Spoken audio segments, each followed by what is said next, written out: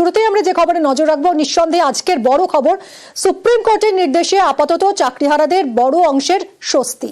31শে December পর্যন্ত চাকরিহারাদের একাংশের চাকরি, যাদের টাকা ফেরত দিতে হবে না তাদের স্বস্তি।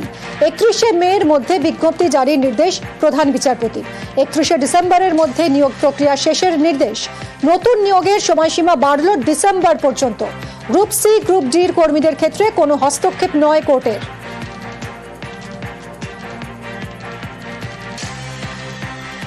চাকরিহারাদের বড় অংশের আপাতত স্বস্তি। 31শে ডিসেম্বর পর্যন্ত চাকরিহারাদের একাংশের চাকরি থাকছে।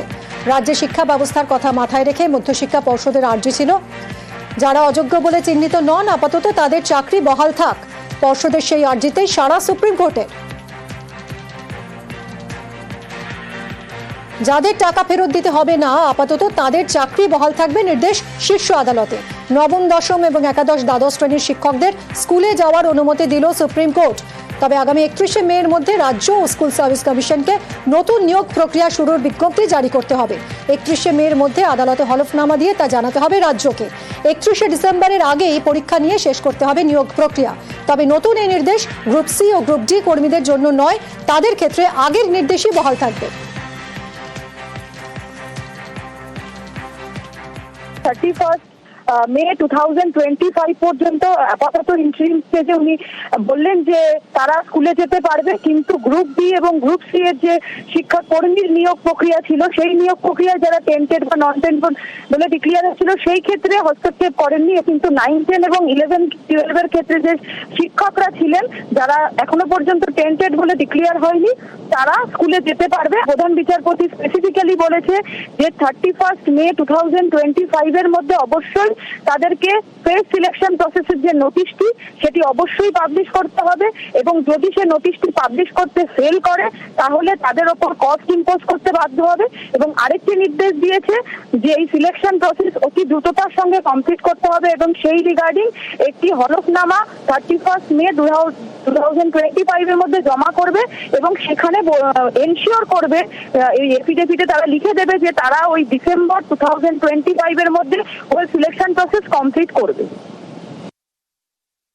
মহামান্য প্রধান বিচারপতির বেঞ্চ জানিয়েছে যে গ্রুপ সি এবং গ্রুপ ডি এর কেউ স্কুলে যেতে পারবেন না, শুধুমাত্র শিক্ষকরা অর্থাৎ নবম, দশম এবং একাদশ, দ্বাদশের এখনো পর্যন্ত যারা চিহ্নিত হয়নি টেন্টেড হিসাবে সেই সমস্ত শিক্ষকরা যেতে পারবেন। কিন্তু এসএসসিকে দিয়ে আন্ডারটেকিং করিয়েছেন যে তারা 31 মের মধ্যে অ্যাডভার্টাইজমেন্ট দেবেন এবং 31 ডিসেম্বরের মধ্যে এই পুরো প্রসেসটি অর্থাৎ নিয়োগ প্রক্রিয়া ফেস সিলেকশন সেটা কমপ্লিট করে ফেলবেন। ফলে এই আন্ডারটেকিংয়ের উপর ভিত্তি করে শুধুমাত্র যারা এখনো পর্যন্ত চিহ্নিত হয়নি সেই অচিহ্নিত শিক্ষকদের এখনো পর্যন্ত শুধুমাত্র এই সেশনটা তারা কন্টিনিউ করতে পারবে।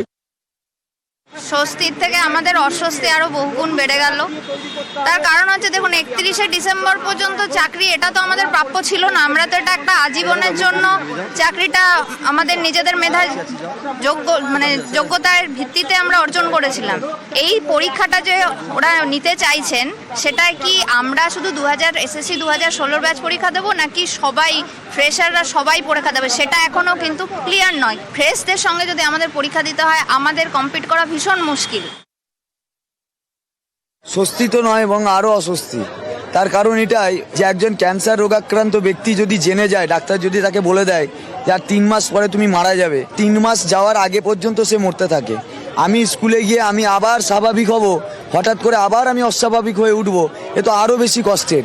এই জাজমেন্ট চাওয়া হয়েছিল শুধুমাত্র আনটেন্টেড ক্যান্ডিডেটদের জন্য, তাই টেন্টেড ক্যান্ডিডেটদেরকে আগে তাড়াক, টার্মিনেশন লেটার ধরাক, আনটেন্টেড ক্যান্ডিডেট যারা তাদের পরিচ্ছন্ন একটা তালিকা পেশ করুক, তারপরে আমরা যাব রিভিউ পিটিশনে ওদের নিয়ে, তারা রিভিউ পিটিশনের তালিকা ফেলুক, আত্মসমর্পণ করুক ভুল হয়েছে বলে, এবং ওই তালিকা থেকে যাতে আবার কোনো রিভ্যালুয়েশন হয় সেই ব্যবস্থাটা করুক। এখন আমাদের কাছে সবচেয়ে মনের জোর চলে এলো এখানেই যে আমরা যে যোগ্য সেটার কিছুটা হলে স্বস্তি পেলাম, কিন্তু এই স্বস্তি থেকে আমরা আশ্বস্ত হচ্ছি না এখনও পুরোপুরিভাবে। আমাদের এখন মূল দাবি হয়ে দাঁড়িয়েছে, যাদেরকে সুপ্রিম কোর্ট এই মুহূর্তে বলে জানিয়ে দিলেন যে যারা স্কুলে যেতে পারবে না, গভর্নমেন্টের ইমিডিয়েট সিদ্ধান্ত নিতে হবে, তাদের টার্মিনেট করতে হবে। টার্মিনেশন লেটার ধরাবে, তারপর আমরা স্কুলে যাব। আমাদের এখন এই দাবি হয়ে দাঁড়িয়েছে। বিদ্যালয়ে যেহেতু নির্দেশ দিয়েছে যাব, 1-2 দিন যাব, ম্যাক্সিমাম দিনে আমরা আমাদের আন্দোলন জারি রাখবো। কারণ আমাদের একটাই আন্দোলনের উদ্দেশ্য যে আমাদের এক্সামিনেশন আমরা কোনো মতে দেব না। অযোগ্য টেন্টেড ক্যান্ডিডেট লিখিতভাবে আমাদের জানাতে হবে যে তারা কোনো মতে বিদ্যালয়ে উপস্থিত হতে পারবে না, তাদের স্যালারি বন্ধ করতে হবে, তাদের জন্য আমাদের যেন কোনো মতে সাফার না করতে হয়। বিদ্যালয়ে তো ফিরবো নিশ্চয়ই, কিন্তু আমাদের আন্দোলন লড়াই জারি থাকবে, কারণ আমরা এখনো আমাদের সম্মান ফিরে পাইনি, চাকরিটাও কিন্তু এখনো ফিরে পাইনি। যতক্ষণ না রিভিউ পিটিশনের মাধ্যমে আমাদের চাকরিটা আমরা ফিরে পাবো, সসম্মানে বিদ্যালয়ে যেতে পারবো, ততদিন কিন্তু লড়াই আন্দোলন জারি থাকবে। লড়াইয়ের মাটি আমরা ছাড়বো না। বিদ্যালয়ে যাবার ইচ্ছে একটুও নেই, কারণ ওখানে গিয়ে সম্মানটা চলে গেছে, চাকরি চলে যাওয়া, নিজের যোগ্যতায় মেধায় পাওয়া চাকরিটা তো চলে গেছে। এই সাময়িক স্বস্তি নিয়ে ওইখানে গিয়ে কাজ করার মতো মানসিক স্থিতি সত্যি কারণ নেই আমার এখানে বন্ধুদের। কিন্তু আমাদের সংগঠন যেমন বলবেন আমরা সেরকম কাজ করব, তবে আন্দোলন আমাদের জারি থাকবে। চাকরিহারাদের একাংশের স্বস্তিতে খুশি মুখ্যমন্ত্রী। আপাতত স্বস্তি, যে তাদের মাইনের ব্যাপারে আমরা চিন্তা করছিলাম কি করে দেওয়া যায়, কারণ আগের বারে বলা হয়েছিল মাইনে দেওয়া যাবে না, সেই জন্য আমরা বিকল্প পথের সন্ধান করছিলাম। কাজে আমি কথা দিয়েছিলাম, আমি শুধু নই, আমাদের সবাই, যে আমরা দেখব যাতে ওদের কোনো অসুবিধে না হয়। সেটা আজকে আমরা আমাদের আবেদনে সাড়া দিয়ে ডিসেম্বর পর্যন্ত আমরা সময় পেয়ে গেছি। অনেকে বলছেন 2026-এ যাবে, 2026-এ যাওয়ার প্রশ্নই নেই, এই বছরের মধ্যেই সব সমাধান হয়ে যাবে আশা করি। আমি খুশি যে আপাতত একটা সময় আমরা পেয়ে গেছি এবং টিচাররাও মাইনে পাবেন যথা সময়। এটা তো একটা স্বস্তির, বড় স্বস্তির খবর। সেই অনুযায়ী আমাদের এটা একটা প্রাথমিক ভাবে আমাদের পক্ষে আশাজনক বা ইতিবাচক খবর। কিন্তু যতক্ষণ না বঞ্চিত এবং যোগ্য শিক্ষক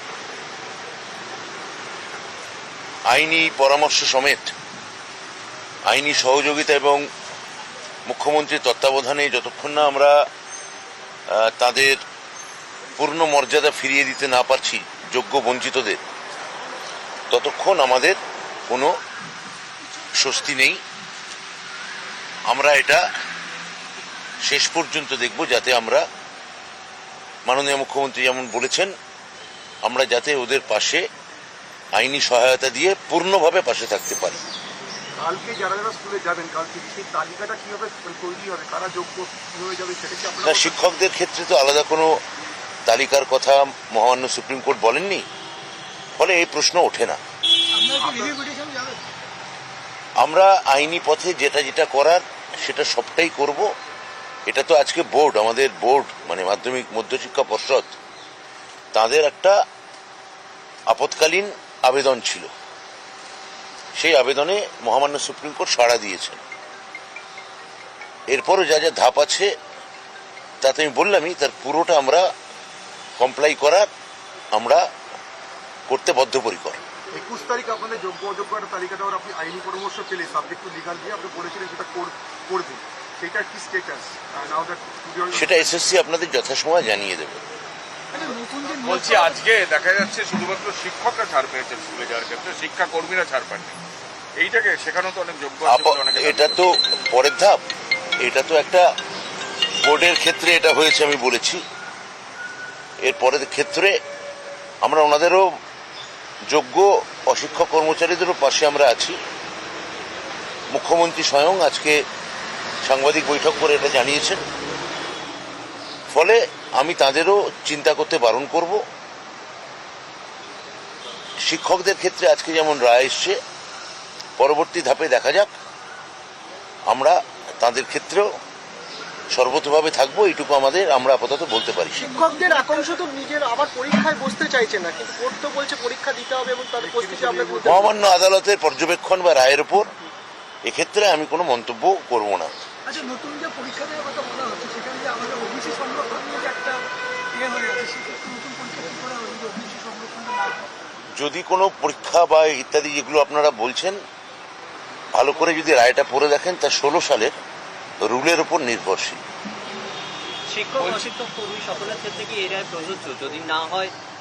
আমি তো এটা বলে দিয়েছি। আমার মনে হয় এটা নিয়ে তৃতীয় বা চতুর্থ পঞ্চম প্রশ্ন করে এটা অনর্থক বিষয়টাকে বিড়ম্বিত বা প্রলম্বিত করে লাভ নেই। আমি যেটা বলেছি আমি সেটা বলে দিয়েছি। শিক্ষকদের বেতন নিয়ে আর কি কোনো অসুবিধা হওয়ার কথা মাননীয় মুখ্যমন্ত্রী তো বলে দিয়েছেন, এ নিয়ে আবার এটা আমায় কেন জিজ্ঞাসা বলছি যারা আজকে ধরুন আজকে বললেন যে যারা শিক্ষক যোগ্য তারা স্কুলে যেতে পারবেন বা তারা 31 ডিসেম্বর পর্যন্ত তারা কন্টিনিউ করতে পারবেন, কিন্তু যারা অযোগ্য যাদের চিহ্নিত করা গেছে তাদের তো বেতন ফেরত দেওয়ার যে পুরনো অর্ডার সেটা জারি আছে। আপনারা কি বেতন ফেরত দেওয়ার কথা ভাববেন? বা এগুলো পুরোটাই আমি আইনি সব পরামর্শ, আজকে যতক্ষণ না রায় আজকে আসছে, এটা এমন হতে পারে যে আপনাদের একটা পর্যবেক্ষণ, এখন রায় সত্যি কি রিফ্লেক্ট করছে সেটা আমি যতক্ষণ না নিজের রায় দেখছি বা আমাদের আইনজীবীরা যতক্ষণ রায় না দেখছেন ততক্ষণ এই বিষয়ে কোনো চূড়ান্ত কথা বলা সম্ভব নয়। ক্লারিফিকেশন পিটিশন আলাদা, ক্লারিফিকেশন পিটিশনে আজকে একটা উত্তর পেয়েছি আমরা, আর পরের ধাপ আমরা আইনি সহযোগিতা নিয়ে আমরা পরামর্শ নিয়ে আমরা জানাবো।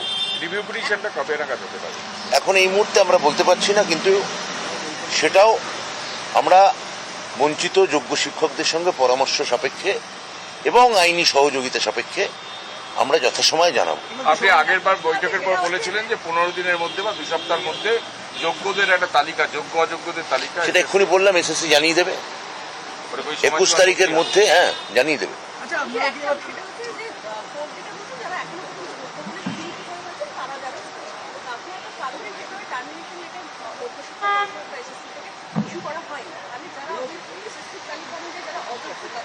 আজকে প্রথম কথা, মহামান্য আদালত যে রায় দিয়েছেন তার সঙ্গে আপনার করা প্রশ্নের আমি কিঞ্চিত গরমিল পাচ্ছি, ফলে আমাকে ওই পুরো রায় আমাকে দেখতে হবে এবং আইনজীবীদের সঙ্গে কথা বলতে হবে, তারপরে সম্পর্কে আমি বিস্তারিত বলতে পারবো। যারা যোগ্য রয়েছেন তাদের মধ্যে অনেকেই এমন ছিলেন যারা অন্য জায়গায় চাকরি করতেন এবং তাদের ক্ষেত্রে একটা রায়, আগের রায় ছিল যেখানে 3 মাস, তাদের 3 মাসের মধ্যে তাদের আগের অবস্থানে ফেরত দেওয়ার কথা ছিল, এবং তারা কি এখনোই ডিসেম্বর পর্যন্ত চাকরি করতে পারবেন নাকি 3 মাসের মধ্যে আবেদন? এগুলো সবই টেকনিক্যাল ডিটেলস। মূল কথা হচ্ছে যে মহামান্য সুপ্রিম কোর্ট আমাদের একটি বোর্ডের মধ্যশিক্ষা পর্ষদে একটি আবেদন গ্রহণ করেছেন এবং তারা যে মূল কথাটা তারা যেটা বলেছেন যে আমরা পড়ুয়াদের ভবিষ্যৎ নিয়ে চিন্তিত এবং 31শে ডিসেম্বর পর্যন্ত শিক্ষকদের তারা ধরে রাখতে বলেছেন, পাশাপাশি পরীক্ষার প্রস্তুতি নিতে বলেছেন। এর সঙ্গে আপনি যে টেকনিক্যাল যে বিষয়গুলি বলছেন তা যতক্ষণ না আমরা রায় দেখতে পাচ্ছি এবং আইনজীবীদের সঙ্গে পরামর্শ করতে না পারছি, এই মুহূর্তে তা নিয়ে আমাদের কিছু বলা সম্ভব নয়।